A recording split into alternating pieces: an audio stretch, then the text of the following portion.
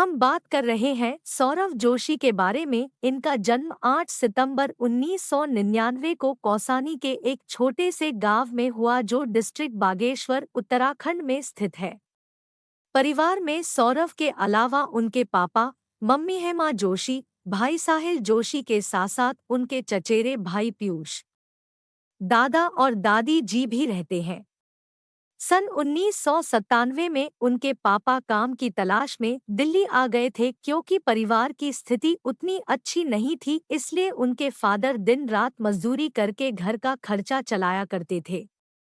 दिल्ली में कुछ साल बिताने के बाद उनके फादर हरियाणा डिस्ट्रिक्ट में स्थित हांसी शहर में चले आए जहां वह घरों में पी का काम किया करते थे। परिवार का खर्चा चलाने के लिए उनके फादर ने दिन रात काम किया, लेकिन अपने बच्चों के लिए उन्होंने कोई कमी नहीं की। अनस्टेबल काम के चलते उनके फादर को कई बार घर बदलना पड़ा। करीब 9 घर बदलने के बाद फाइनली अपने किराएदार से उन्होंने मकान खरीद ही लिया, जिसके फलस्वरूप सौरव ने अपने क्लास 12 तक 5 स्कूल बदल दिए थे। वो पढ़ने में एक एवरेज स्टूडेंट थे, इसीलिए इंटरमीडिएट में मार्क्स उतने अच्छे नहीं आए, तो अब उन्हें अपने फ्यूचर की टेंशन सताने लगी। वो परेशान थे कि अब आगे क्या किया जाए। दोस्तों और रिश्तेदारों के सलाह के बाद उन्होंने आर्किटेक्चर करने की सोची, इसलिए वो इसकी तैयारी करने के लिए दिल्ली चले गए। 1 साल के इस कोचिंग के दौरान उन्होंने काफ़ी कुछ सीखा, जैसे विजुअल रिप्रेजेंटेशन, पर्सपेक्टिव ड्राइंग और बहुत कुछ।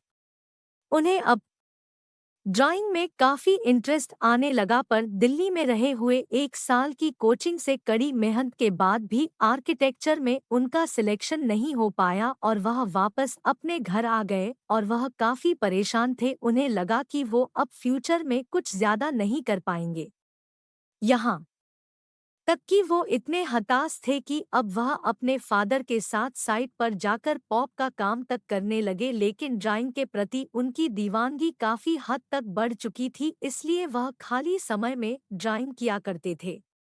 सौरव जोशी के बारे में कुछ फैक्ट्स। एक, सौरव जिस फेवरेट स्केच पेपर में अपना ड्राइंग किया करते थे, आज वही स्केच और ड्राइंग ब्रांड इन्हीं आल्टो इनके द्वारा बनाई गई अम्मा जी के ड्राइंग को कवर पेज यूज करता है। 2-3 एज में सौरव इमो 3 बॉयज फैशन से काफी इंस्पायर्ड थे।